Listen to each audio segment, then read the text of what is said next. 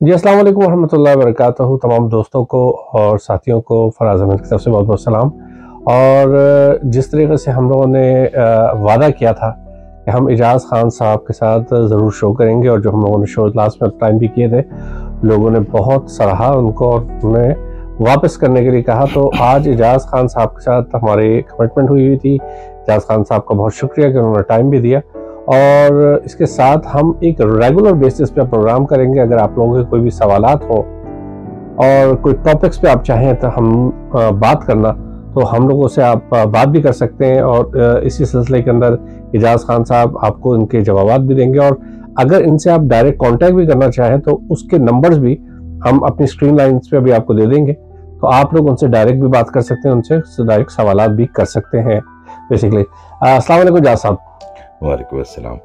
इजाज़ साहब, बहुत बहुत शुक्रिया पहले तो आपका, आपके टाइम का। और सबसे पहले मैं इजाज़ साहब बात, क्योंकि हमारे टॉपिक्स काफ़ी होंगे और जो हम लोगों ने लास्ट टाइम पे भी जिक्र किए थे, ये नेकी क्या चीज़ होती है? आपने लास्ट टाइम नेकी के ऊपर भी हम लोगों से बात की थी, ज़रा सा इसको कंक्लूजन करेंगे कि नेकी क्या होती है वैसे? औज़ु बिल्लाहि मिनश शैतानिर रजीम, बिस्मिल्लाहिर रहमानिर रहीम। आपका शुक्रिया। मैं अक्सर एक चीज़ अर्ज़ करता हूँ फराज भाई, कि ये प्रोग्राम सिर्फ किसी एक बंदे के लिए, किसी एक बच्चे के लिए, किसी एक बच्चे के लिए है। बाकी लोग हो सकता है इसको फेंकते हैं, इसको ज़ाया करते हैं, मगर जिसको बड़ी शदीद ज़रूरत है, तो मेरा अल्लाह ताला का पैगाम जो है ना, वो आपकी वसातत से उस तक पहुँच जाएगा। तो आपका शुक्रिया कि आपने मौका दिया कि मैं अपनी बात को कर सकूँ। बात अपनी नहीं होती, सोच अपनी नहीं होती, अमल आपका अपना आपकी नीयत से बनता है, और सोच दो जगह से आती है, या तो अल्लाह ताला की तरफ से आप लेंगे या फिर आप शैतान की तरफ से लेंगे। तो मेरी तो ये कोशिश है और मेरी ये ख्वाहिश है और मेरी ये तलब भी है कि ये प्रोग्राम उन लोगों तक पहुँचे जिनको उनकी शदीद ज़रूरत है। तो आपका शुक्रिया। बहुत शुक्रिया सर। नेकी के बारे में आप बताइए ज़रा कि नेकी है क्या वैसे? देखिए, नेकी हर वो चीज़ जो अल्लाह की नज़र में मकबूल हो, जिस पे आपको रिवॉर्ड मिले, जिस पे आपको सुकून मिले, जिस पे आपको आसूदगी मिले, जिस पे आपको रिवॉर्ड आपके अंदर से भी मिले, आपके अल्लाह की तरफ से मिले, मुआशरे की तरफ से मिले, और आपको सुकून हो। मगर नेकी के बारे में तो हम सब जानते हैं, मगर एक चीज़ मैं आपको आज नहीं बता दूँ आपकी वसात से।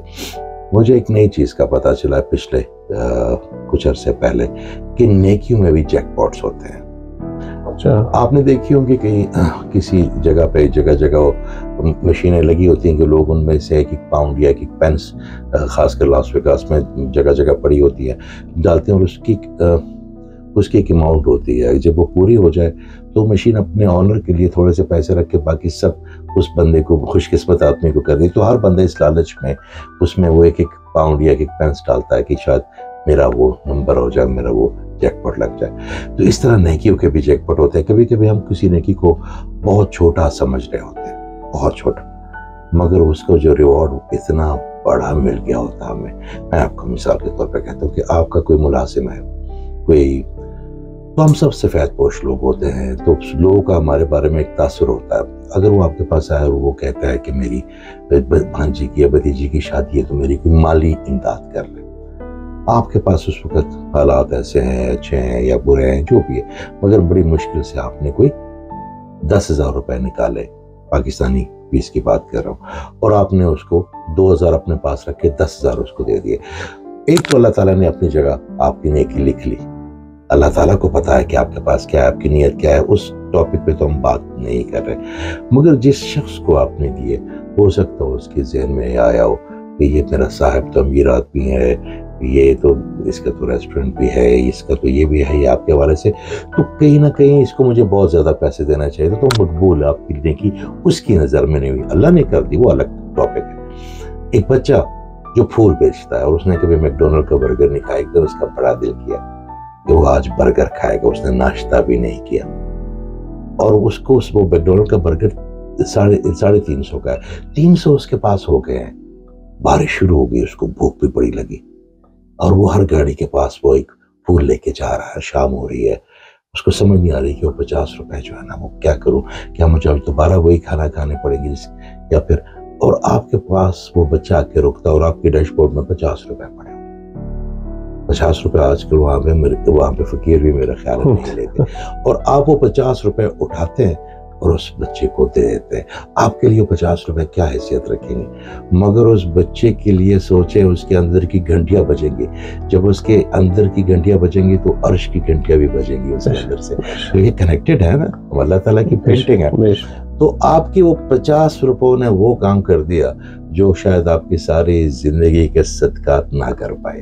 اس کا وہ ریوارڈ ملا جو اللہ نے تو دیا, جو اس بچے نے کی دعا سے ملا آپ کو, جو اس کی خوشی سے ملا آپ کو, جو اس کی گلوری سے ملا آپ کو, اس کا تو کوئی ہے ہی نہیں. تو وہ آپ کا جیک پاٹ صرف 50 روپے میں لگ گیا, جس کو ڈھونڈنے کے لیے لوگ پتہ نہیں مسجدیں بھی بناتے ہیں, ساری زندگی چیریٹی بھی کرتے ہیں, مگر وہ جیک پاٹ اللہ نے آپ کو 50 روپے میں دے دیا. تو کبھی کسی نیکی کو آپ نے چھوٹا نہیں سمجھنا, اور کبھی کسی نیکی کو بہت بڑا بھی نہیں سمجھنا.